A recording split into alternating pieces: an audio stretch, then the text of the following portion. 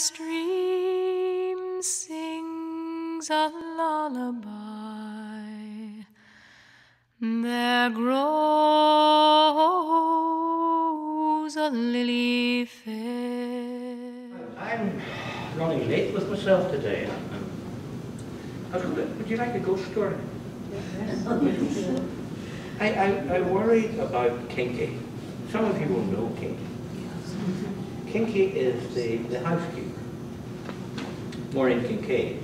She grew up way down on the side of Ireland, County Cork, at a little place called Bien-le-Blanc, which means the mouth of the flowers, where a man called Michael Collins was assassinated in 1920. She grew up on a farm. Kinky, in her latter years, has the gift, she's second sight, she's fey. And I began to wonder, how did Kinky become fey? You can't Google it, you know, and get it from Amazon. So I decided to write her story, which would be a combination ghost story and love story. It's called Irish Country Girl. To be more modern, Jim Croce remarked, you can't step on Superman's cape. Apparently it is frowned upon to spit into the wind. You don't take the mask off the old Lone Ranger. Unless you want the black fairies come down on you like a ton of bricks, you don't cut down blackthorn trees in Ireland. And the man that Maureen's sister Fidelma was going to marry did just that, shepherd. And he perished in a blizzard. Fidelma was barely spoken for 2 years, but eventually she asks her 15-year-old sister Maureen to go for a walk. And the walk's very familiar, and somewhat to Maureen's surprise, they fetch up in Connor, after Fidelma's dead, fetch up at his cottage. And after 2 years, he'd expected to be a bit tumbled down. To Maureen's surprise, it is immaculate, and the table is set to place it. Have a seat, Fidelma said. Maureen moved to the table and pulled back a chair, avoiding the set places. Fidelma smiled and took the set place opposite. I think, she said, that it's such a tidy wee place, it would be a shame to let it go to rack and ruin, so I do a bit of housekeeping now and then. She glanced at the empty chair. Maureen half turned and stared. She felt the hairs of her forearms rise. It couldn't be. She blinked, rubbed both eyes, and stared hard. The chair was occupied by the shape of a big man. It was only the suggestion of the man, formed as it was by something no more substantial than the palest mist on a still calm day. She stretched out one hand and immediately pulled it back to massage it with the other. It was as if she had touched a block of ice. Her mouth gaped, her eyes widened. She pushed her chair away so forcibly it tumbled backward. And as she stood, she grabbed for the tablecloth and dislodged a plate and a fork. The fork landed on the seat beside her, but the plate stopped a foot above the floor, grasped by a tenuous tendon. It hovered, then was gently lowered to land on the tile. Maureen gasped, covered her face with her hands, and took 2 steps back. She turned to her sister. Fidelma. Her voice was shrill. Fidelma was already coming around the table. Whatever's come over you, Maureen? Did you see a spider? She looked at the fork on the chair seat and without hesitating bent over and picked it up. Maureen saw Fidelma's arm pass through the smoky, icy thing. She didn't flip. She didn't draw it back. She simply put the utensil back on the table and said, pick up the plate, will you? It's lucky it didn't break. Dear Lord, Maureen thought as she was told, Fidelma doesn't see anything. She doesn't feel anything. Maureen set the fallen chair back on its legs. Sorry, she said, that was clumsy of me. What am I seeing? She wondered. And as she started to edge to the door, she said, I really think we should be getting home, Fidelma. I really think it's spooky in here. She tried with all her might to keep her voice from quavering. One glance confirmed that the mist had not left the chair. I'm going outside, she said. So,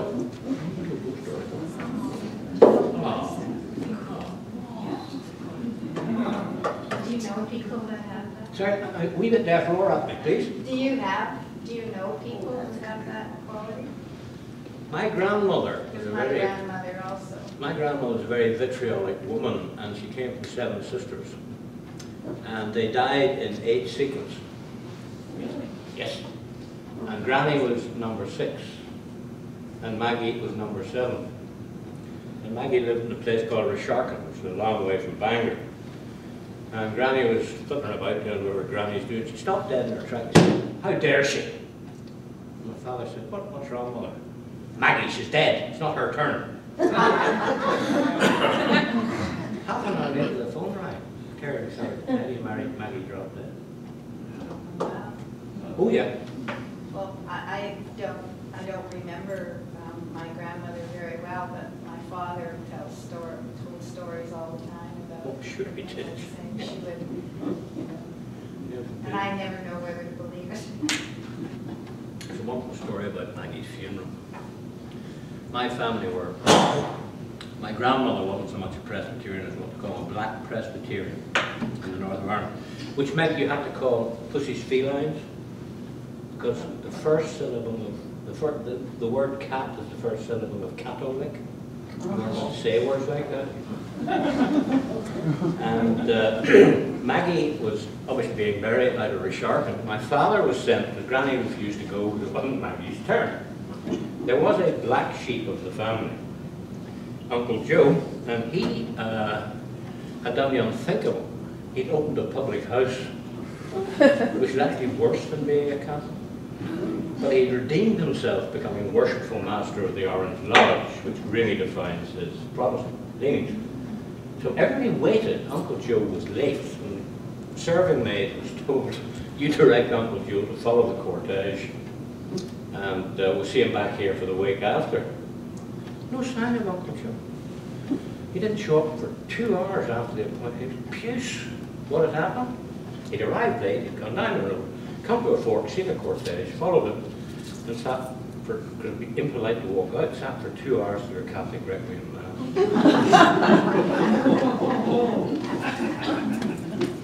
I love stories. I love them. You like that too? Yeah.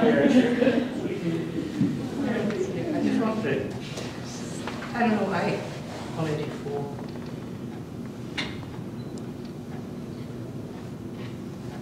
I'd like to read you 2 or 3 paragraphs, just because they're a wee bit lyrical.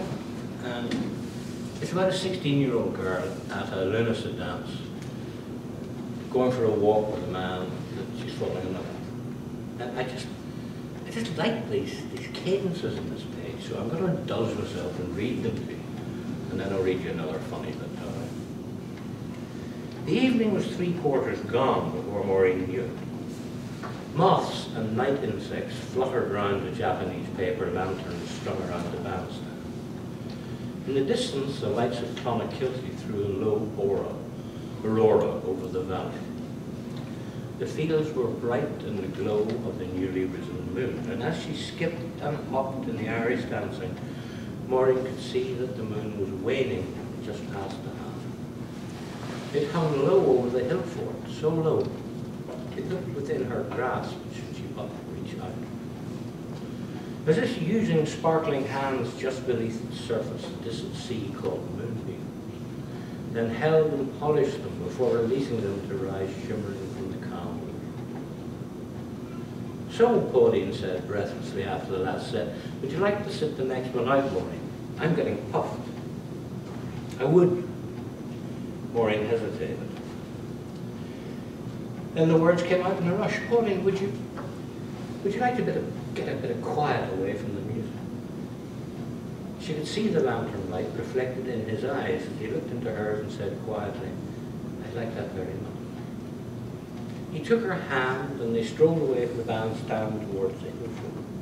She walked with him through the steady night, where the dew fell gently on the springy grass, and the almond scent of the winds was gentle as eider. The squeaks of bats were muted descants to the trilling of a nightingale, and high overhead the stars bore diamond holes in an anthracite sky. And like a light of sick glad am I. She has my heart